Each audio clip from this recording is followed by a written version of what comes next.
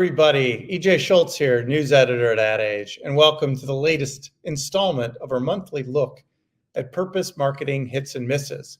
Joining me, as usual, is our guest, Thomas Kolster, who is the founder and creative director of Copenhagen-based Goodvertising Agency, which advises companies and organizations on how to turn environmental, societal, and health risks into market opportunities. Hello, Thomas. Welcome. Hello, EJ. So good to see you. Well, let's not waste any time. Let's get right to it. As usual, we'll start out with our hits. And the first one comes from the feminine care brand Bodyform in the United Kingdom. An ad called "Never Just a Period" advocates for more education for menstrual experiences by dramatizing how girls and women are often in the dark about their own bodies. The ad comes from AMV BBDO. Let's watch it and then we'll discuss.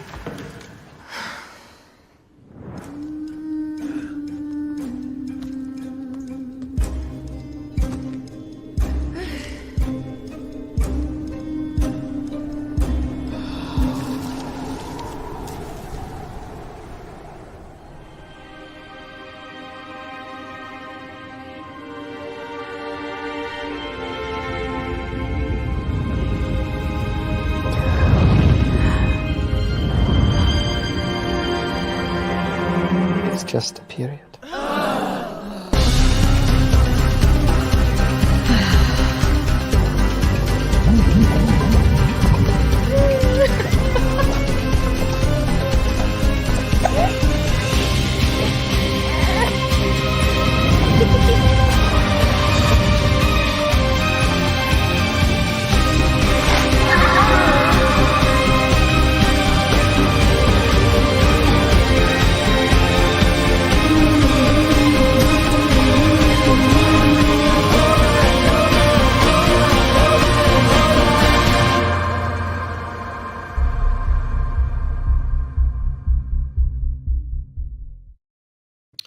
So before we start discussing this one, I wanted to bring in a female voice to discuss the approach, quoting Lauren Peters, who's the art director at AMV BBDO. And she told Ad Age recently that, quote, "There's a huge gap between what we're talking about and what we actually experience.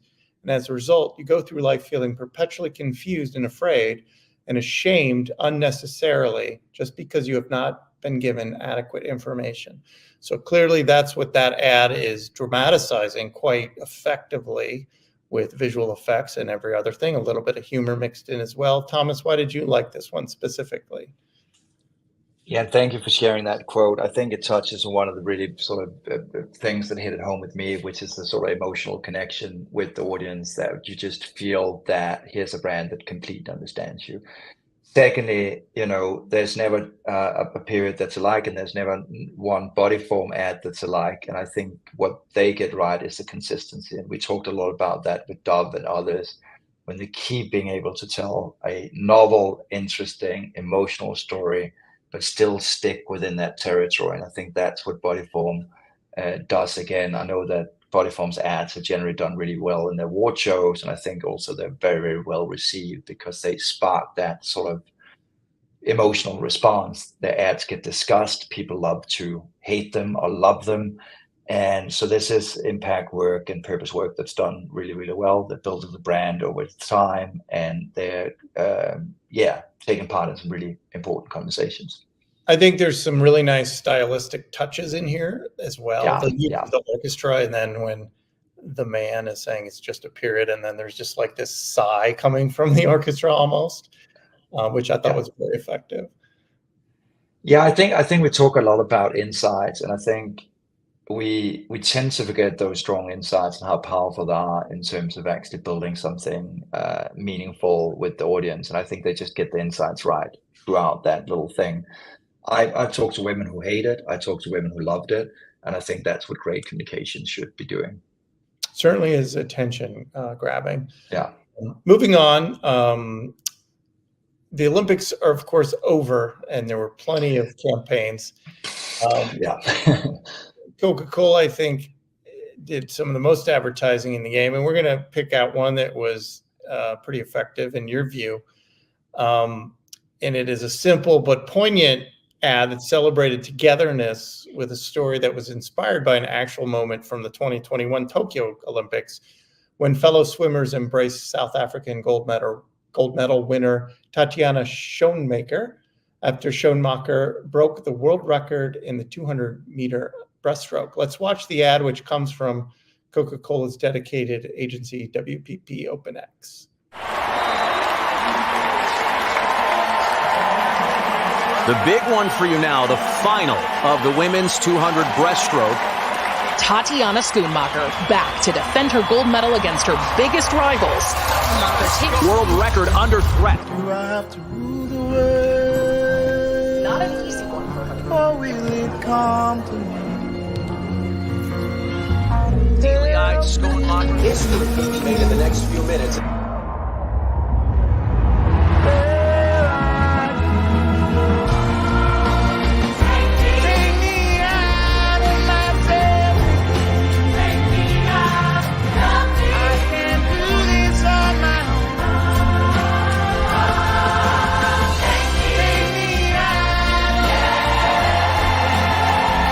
Tatiana Schoenmaker, wow.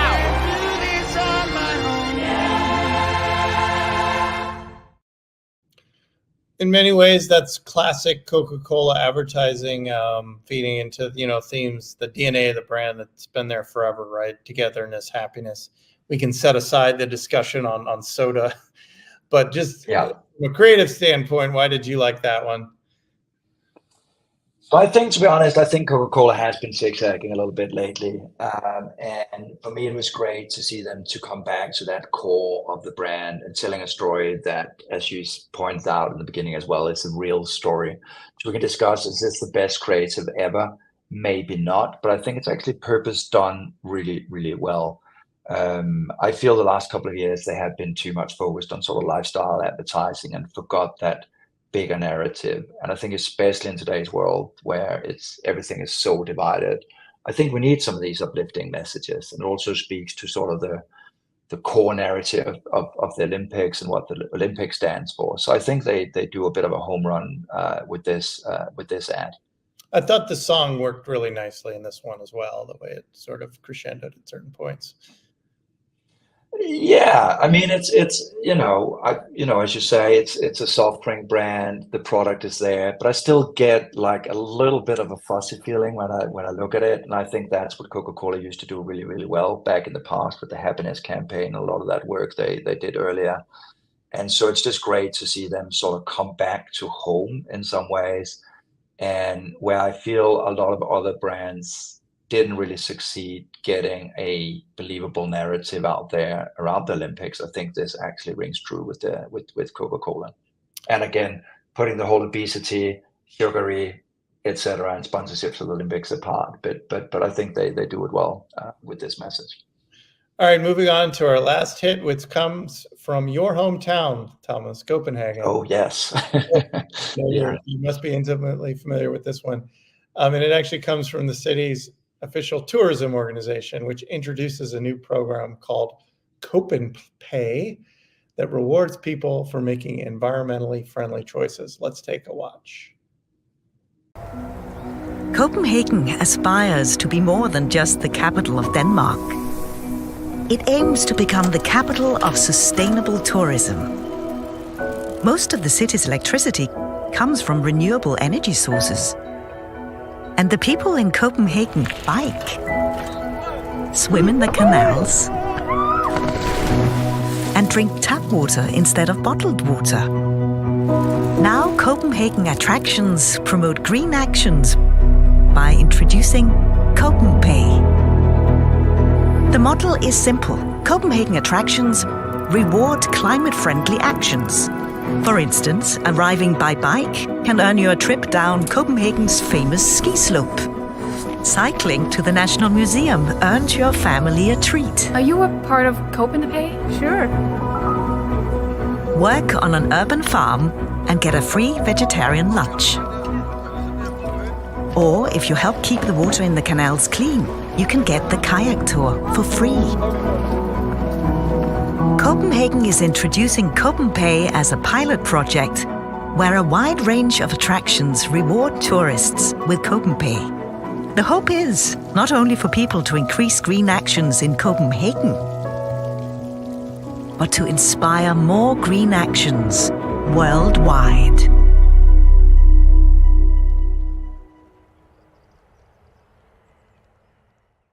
So I think we've seen the similar approaches where you're sort of gamifying living an environmentally friendly lifestyle.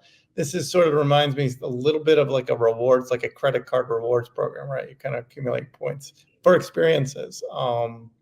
So tell me, why you like this besides that it's plugging your own hometown.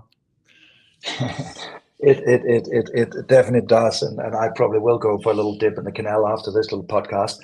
What I like about it is that you might see a lot of city tourism, country tourism that sort of runs into the trap of talking about all the green stuff that country stands for, and we do see the story in the beginning with windmills, etc. I think what this campaign have done really well is that it turns the tourist into participants in this campaign and get them to maybe try things that they wouldn't try before. We see the kayaks, for example, which is a amazing little free experience where you can go into the canal. If you pick up some waste during that trip, you will get that kayak for free. And again, maybe it's not the most creative work we've seen out there, but how it really succeeded resonating with press around the world has for me been one of the key points where I really like this, and also seen it with my own eyes, how it has actually had made an impact on the tourists who came to visit, who might have thought differently about the types of activities that they wanted to do, maybe go and join in that rooftop garden. And I think this is probably key to the impact work. Sometimes for it to be outstanding, the impact might be great, whereas so our typical sort of creativity and storytelling might not be that great, but they really deliver on the impact, and that's why I wanted to focus on this campaign today. All right, moving on to our misses. We've looked in previous episodes. I feel like we've examined a lot of work related to plastics, right? It's a huge part yes, we have. When it comes to sustainability. A lot of times the advocacy ads are talking about common uses of plastic, like straws, water bottles, very popular thing to go after. This campaign we're about to look at focuses on a more unlikely culprit, and those are fun inflatable rafts used by people on vacation. It's an outdoor campaign, so we're not going to show a video. You can just kind of look at it here. This comes from the website creativeboom.com. But basically the idea here, it's a collaboration between travel brand Thomas Cook and the Marine Conservation Society. The agency involved here is McCann Birmingham, and it depicts an orca and a dolphin and a turtle depicted as half deflated inflatables stuck on a beach. And the billboards, their media buy really focuses on airports, and quoting the executive creative director, McCann Birmingham, Adam Bodfish, who said, "Chilling out is a part of the holiday fun, but the impact of abandoned inflatables is often overlooked. Airports are busy places, so we need to find an original and creative way to grab holiday makers' attention and make them think twice before they jet off to the beach." So what's the problem with this one in your mind, Thomas? I mean, let's give them some credit for at least getting the media choice right as people are jetting off. My problem is the brand Thomas Cook. It's not the Nature Conservancy. It's just the fact that Thomas Cook is a mass tourism travel brand, often sort of getting people get to destinations for a cheap price, often with environmental harm, often with some challenges to those local environments. So I think the challenge is that by focusing on, in comparison, such a small issue, such as leftover inflatables on a beach somewhere in the destination, and not actually on the very sort of harmful industry that they're representing, it's a classic case of focusing on the lesser of two evils. So even though I think it's an applaudable thing, and if the Nature Conservancy had ran that by themselves, fine. It just hurts my eyes to see that Thomas Cook is behind this, and in some ways it's close to being greenwashing, right? Yeah, and that's, you point out the issue I had with it is in questioning, like, how much of a problem really is this? Like, I haven't done the research. Yeah. Maybe it is, but I got to think that it's low down on the list when it comes to eliminating plastics, and maybe it was a way for them to do that interesting visual. But maybe it's, perhaps you got to question how much of a problem really there was there behind this. I got to be honest. I'm one of those nerds that actually go and pick up plastics from the beach when I go on holidays. Believe it or not, but that's how I sometimes spend my time. I do believe it. And and I could definitely tell you the culprit is not the leftover inflatable animals. It's often the likes of Coca-Cola and other brands that are. To get some finger pointing there. So all in all, I think it's a bit of a wasted effort. All right, moving on. Next up is Norwegian brand Puffle, which promotes its refillable and non-plastic detergent containers with an ad filled with plenty of visual effects. Let's take a watch. Imagine a world where detergent doesn't come in plastic containers.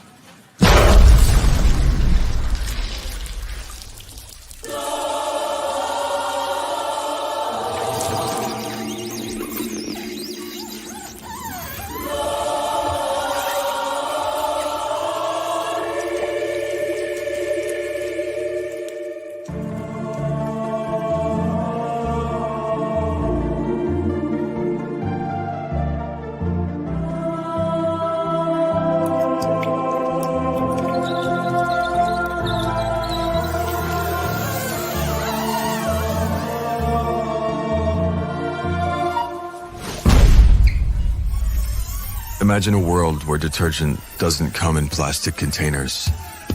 Again.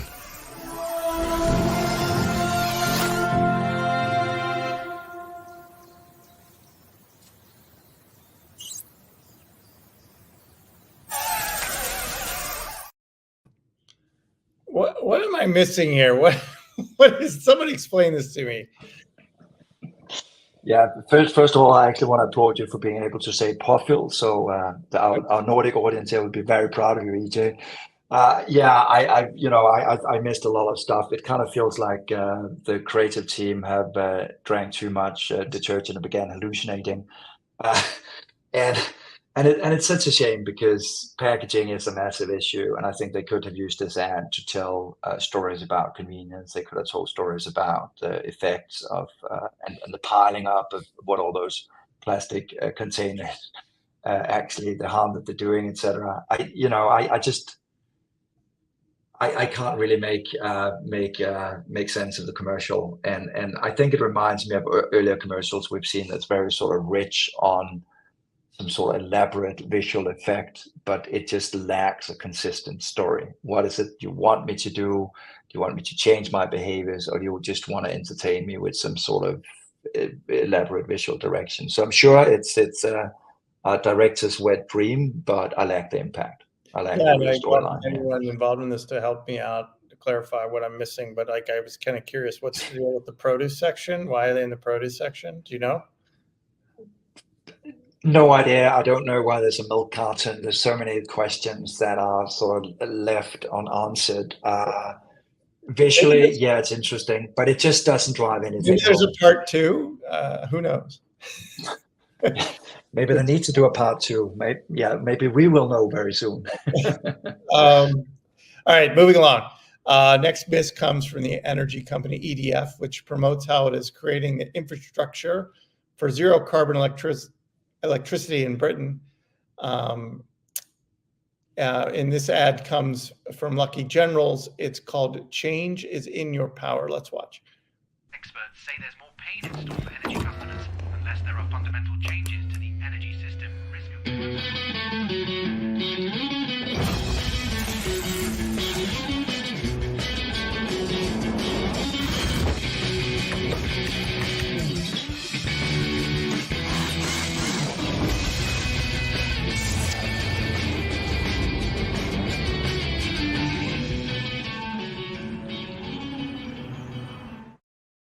All right, what don't you like about this one? Whoa, it's kind of like that band playing on Titanic this time. It's just this little kid with electric guitar playing as the sort of climate emergency is unfolding. I mean, there's no proof points whatsoever. EDF shows us some windmills, some electric vehicles, etc. They don't talk about that EDF is heavily involved in nuclear energies and other fossil fuel-based energy sources. Yet they talk about the transition that they might want to see, might not want to see, who knows. So again, the lesser of two evils. They focus on a part of their portfolio focused on renewable energy, which is not the biggest part of their portfolio in this piece of advertising. So I don't think it's an honest piece of advertising. So again, very, very close to what I would call greenwashing. And it's a shame. They could have saved the ad by being a little bit more honest about the portfolio that they represent.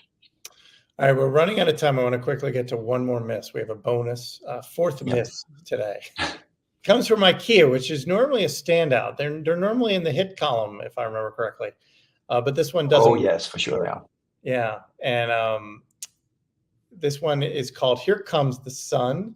Let's watch the ad and then talk about it.